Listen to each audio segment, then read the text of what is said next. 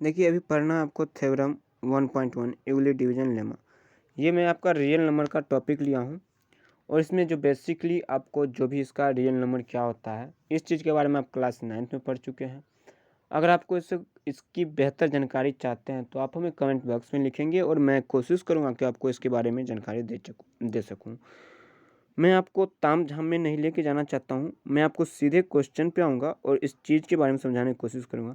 धीरे धीरे आपको मैं बेसिक लेवल से हाई लेवल तक लेके चलूँगा।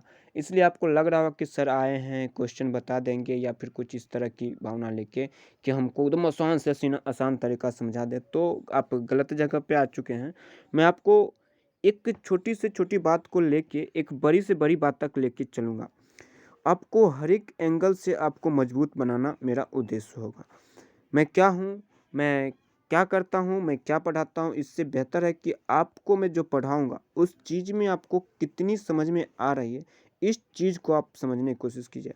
अक्सर मैं देखता हूँ कि आजकल जो एग्ज़ाम्पल्स लिए जाते हैं, कुछ इस तरह के एग्ज़ाम्पल्स लिए जाते हैं कि आपको मज़ेदार तो लगता है, आपको उस टाइम तो लगता है कि नहीं काफ़ी हद तक समझ में आते हैं, लेकिन जैसे-जैसे आप इस चीज़ को अचीव करना शुरू करते हो, एक अच्छे लेवल पे जाना चाहते हो, तो उस समय आपको वो एक कुछ साथ नहीं दे रहा होता है। तो मैं कोशिश करूँगा कि आपको सब्जेक्ट की पॉइंट ऑफ व्यू से हमेशा सब्जेक्ट की ओर लेके चलूँ, ताकि आपको सब्जेक्ट में इंटरेस्ट बना रहे।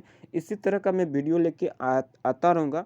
मैं कोशिश करूँगा कि मैं अपना टेक्नोलॉजी जो उसका यूज़ कुछ अच्छी तरीके से कर पाऊँ। अभी मैं फ़िलहाल मोबाइल पे बता रहा हूँ, मेरे पास टाइम भी नहीं है। तो चलिए शुरू करते हैं कि कुछ इस तरह की सवाल हैं जो बनता है यूक्लिड डिवीजन लेमा से। यूक्लिड डिवीजन लेमा इसका यूज कहाँ करते हैं? बस सबसे पहला बात कि कोई भी चीज़, कोई भी लेमा आया है, कोई भी आपको थ्योरम है, इसका यूज, ये यूज कहाँ होता है? तो इसका यूज होता है एचसीएफ निकालने में। इसका उपयोग हम करते हैं एचसीएफ निकालने में। किसी भी 2 डिजिट का 2 डिजिट 2 नंबर है, जैसे 2 हो गया 17 और 2 हो गया 18, 5 हो गया और 15, इस तरह के कोई भी 2 डिजिट है, 2, तो उसका क्या करेंगे, हमको एचसीएफ निकालना है। क्या निकालना है आपको? एचसीएफ निकालना है। जब आपको इस तरह की एचसीएफ निकालना है तो उसके लिए हम किसका उपयोग करते हैं? Euclid division lemma. आपको याद होगा कि आप बचपन में या फिर जब भी एचसीएफ सीखे हैं डिवीजन मेथड से, तो उसी का बस इसमें तरीका चेंज कर दिया, कुछ है नहीं एक्चुअल में, ये कुछ अलग से आपको नहीं है। यहाँ पे सिर्फ बस और बस एक चीज़ कर दिया गया कि तरीका चेंज कर दिया कि स्टेप बाय स्टेप आपको लिखना पड़ेगा कि इसके बाद हमने ये क्या, हम इसके बाद ये क्या, बस यही है इस लेमा में, और इसमें कुछ भी एक्स्ट्रा नहीं है। आप पहले से सीख चुके होंगे जब आप एचसीएफ सीख रहे होंगे, इसमें कुछ भी एक्स्ट्रा नहीं है। आप दिमाग खोल के बैठिए, समझने की कोशिश कीजिए। अगर आप समझ नहीं पा रहे तो कमेंट बॉक्स में लिखिए, मैं आपको समझा के रहूँगा। मेरा एक ही उद्देश्य है कि आपको बेहतर से बेहतर तरीका से मैं समझा पाऊँ। मेरा कभी भी ये उद्देश्य नहीं है कि मैं 5 मिनट का वीडियो बनाऊँ और 5 मिनट में आपका पूरा का पूरा सवाल सॉल्व कर दूँ। नहीं, हो सकता है मेरी वीडियो लेंथ ज़्यादा हो सकता है, टाइम ज़्यादा लग सकता है, टाइम ड्यूरेशन ज़्यादा लगेगा। हो सकता है कि मैं एक चीज़ के लिए आपको 2 से 3 मिनट, 2 से 3 वीडियो भी प्रोवाइड करूँ, तब जाके आपको एक चीज़ समझ में आए। लेकिन उम्मीद रखिए, हमसे आपको उम्मीद रखना पड़ेगा, इसलिए क्योंकि हम आपको अभी उम्मीद दिला रहा हूँ इस बात को लेके कि मैं आपको समझा के रहूँगा, तभी तो आप समझ पाओगे कि हम किससे पढ़ रहे हैं। आपको मैं कभी भी ये नहीं कहूँगा कि मैं आपको 100 में 100 मार्क्स दिलवा दूँगा। आप बस पढ़ के देखिए, तो ज़्यादा इस आगे हम बात नहीं करेंगे इस सारी चीज़ों पे। मैं आपको सीधा इसी चीज़ पे लेके चलते हैं कि ये होता क्या है। Theorem 1.1 Euclid division lemma. Given positive integer a and b, there exist unique integer q and r satisfying a is equal to bq plus r। क्या है? a is equal to bq plus r। Zero क्या है? Zero यहाँ पे दिखा रहा है, ये r के बारे में बात कर रहा है कि r एक क्या है? रिमाइंडर है। r क्या है? रिमाइंडर है, जो कि लाई कहाँ करता है? जीरो के बराबर तो हो सकता है और जीरो से बड़ी भी हो सकती है। आर का मान जीरो से बराबर तो हो सकता है और आर से बड़ी भी हो सकती है। फिर से लिख रहे हैं कि आर जो है वो जीरो के बराबर भी होगा, आर से बड़ी भी, जीरो से बड़ी भी हो सकती है। और क्या होगा? उसकी जो वैल्यू होगी वो बी से छोटी होगी। इस चीज़ को आप अच्छी तरह से समझ लीजिए कि जैसे कि मान लीजिए कि बी का मान 5 है, बी का मान 5 है, तो आर का जो वैल्यू होगा, आर का वैल्यू वो कहाँ से कहाँ तक होगा? तो या तो वो 0 हो सकता है, या फिर वो 1 हो सकता है, या फिर वो 2 हो सकता है, या फिर वो 3 हो सकता है, या फिर अब 5 हो सकता है या नहीं हो सकता? नहीं होगा, 4 तक होगा। 5 होगा क्या नहीं होगा? 5 नहीं होगा, 5 नहीं होगा, क्योंकि यहाँ पे कंडीशन अप्लाई कर चुका है कि यह जो R का जो वैल्यू है वो B के वैल्यू से छोटी होगी, ग्रेटर देन है कौन? P। R is small than B, less than B. R का जो वैल्यू है वो स्मॉल है, छोटा है, लेस देन है किससे? तो बी से। आर का वैल्यू छोटा है, आपको दिख रहा है। यहाँ पे आपको बेसिकली इस चीज़ को आपको मैं फोकस इसलिए दिलवा रहा हूँ क्योंकि इस पे कोई भी सवाल आप बनाओगे तो आपको साफ साफ पता होना चाहिए कि आर का वैल्यू कहाँ से कहाँ तक लाई कर रहा है, आर का वैल्यू कहाँ से कहाँ तक हम लेंगे। तो आर का वैल्यू 0 से शुरू करते हुए बी के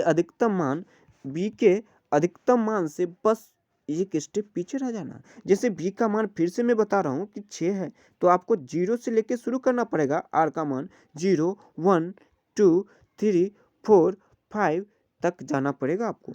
6 नहीं लेंगे, 6 आपको नहीं लेना है, 6 आपको नहीं लेना है।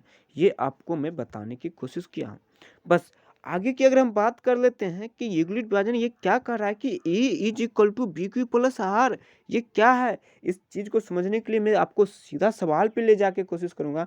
एनसीईआरटी में बहुत सारे एग्जांपल्स दिए हुए हैं, एग्जांपल्स को ही मैं बेहतर तरीक़ा से समझाने की कोशिश करूंगा। यही चीज़ मैं आपको दूसरी बोर्ड पे लिख के बताता तो आपको लगता नहीं कुछ सर एक्स्ट्रा बता रहे हैं। आप एनसीईआरटी की बुक खोल के मैं बैठा हूँ तो आपको लगेगा कि सर क्या आप एनसीईआरटी की बुक कुछ हाय हाय बताओ, कुछ एकदम से तरकता भड़कता हुआ चीज़ बताओ। तो सॉरी मेरे दोस्त कि मैं आपको उस तरह के बातें पे जाऊँगा, उस तरह की बातों पे, लेकिन धीरे धीरे पहले आपको इंटरेस्ट आना चाहिए सब्जेक्ट को, आपको समझने की शक्ति आनी चाहिए कि आपको बुक पढ़ने की आदत डालनी चाहिए।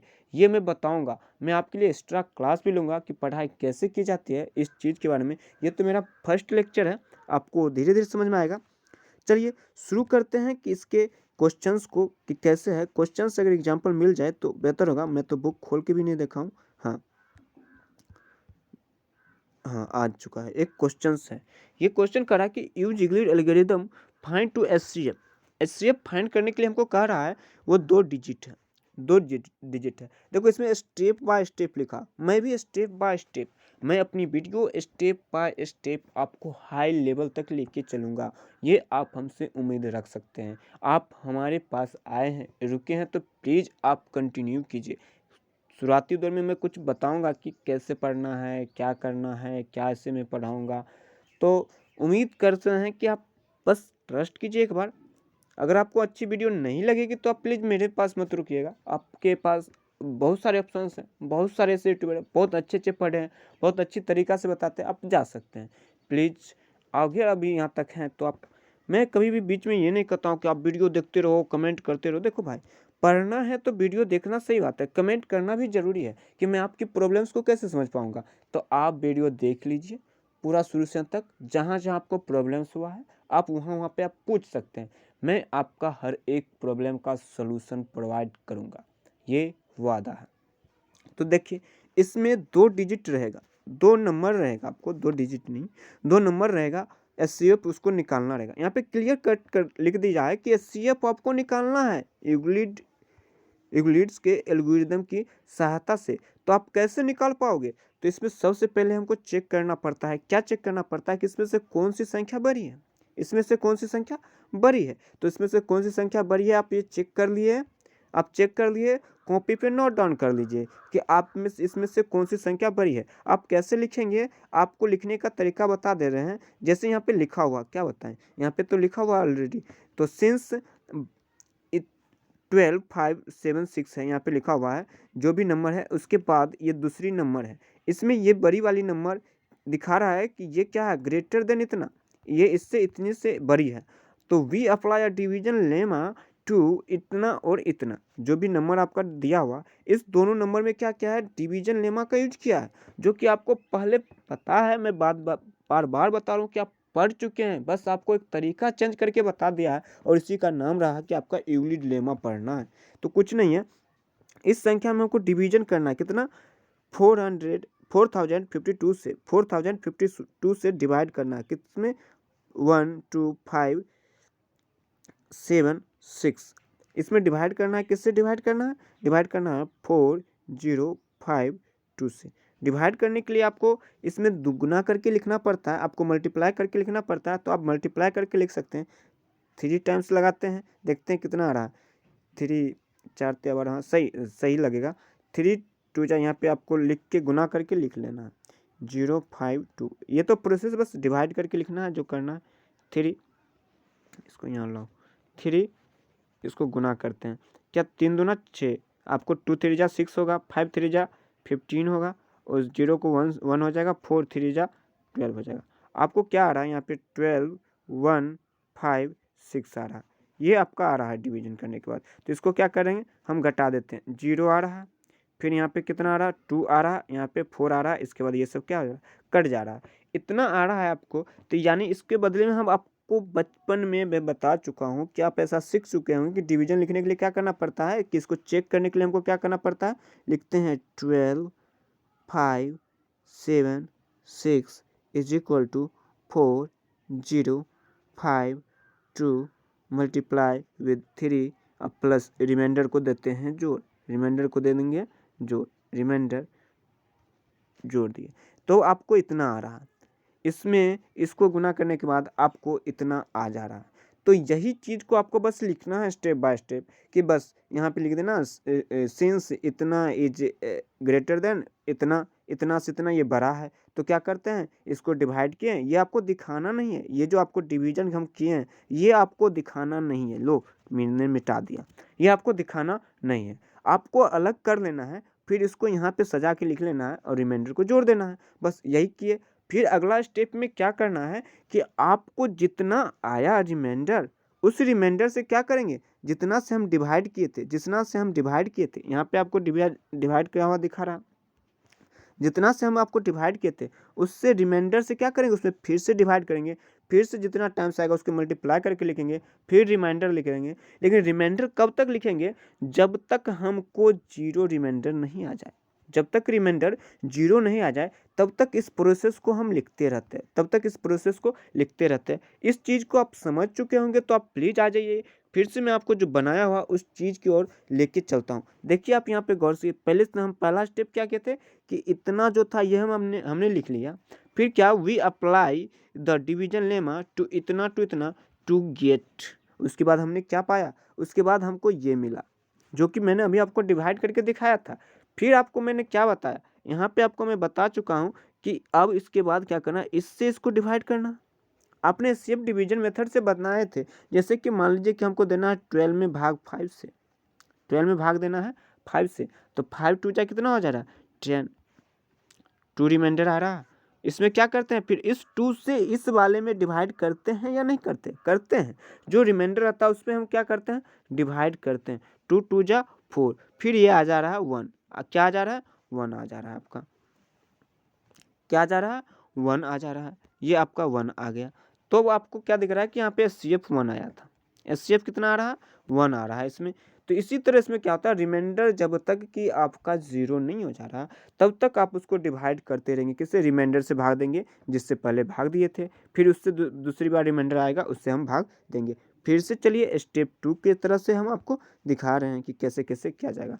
स्टेप 2 में अब क्या करना है कि स्टेप 2 में ये जो रिमाइंडर 0 आया क्या नहीं आया, लिख दिया है यहाँ पे, since the reminder 420 is equal to not 0 we apply the division lemma to 4052 and इतना। अब क्या करेंगे, अब जो रिमाइंडर बचा है, जो रिमाइंडर बचा है और जो नंबर से हम डिवाइड किए तो उस दोनों के बीच में हम यूक्लिड लेमा लगाएंगे और फिर क्या करेंगे, हम फिर से देते हैं भाग। जैसा कि मैंने आपको बताया कि हर एक में आपको अलग से भाग करना पड़ता है। तो 4052 से हम डिवाइड किससे कर रहे हैं, 420 से इसको डिवाइड करना पड़ रहा है।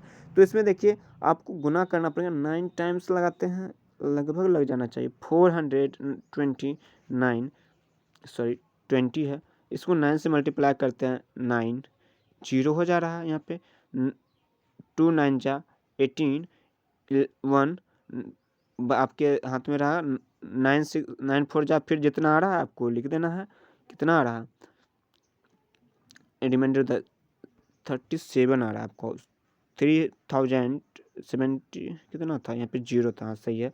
तो ये आपको लिख देना है, लिख दिया, मैंने लिख दिया। इसको घटा देना है, 2 में से 0 हो जाएगा 2। इसके बाद ये कितना आ रहा है आपको 14, ये आपको 14 में से 8 जा रहा है, जितना आ रहा है 7। फिर इसी तरह से आपको रिमाइंडर इस तरह से बच रहा है, ये आपका बच रहा है। इसको मल्टीप्लाई करके लिख देंगे, फिर ये रिमाइंडर को जोड़ देंगे। क्या बताए, फिर से मैं आपको बताना की कोशिश कर रहा हूँ कि आपको बताया क्या कि 420 को 9 से मल्टीप्लाई करके फिर इसको क्या कर देते हैं, जोड़ देते हैं। आपको यहाँ पे दिख रहा होगा, क्या तो वही है। चलो हम मिटाते हैं और फिर आपको दिखा देते हैं कि इसको क्या क्या इससे क्या कर दिया है, डिवाइड 9 टाइम्स से कर दिया और इतना रिमाइंडर आ गया।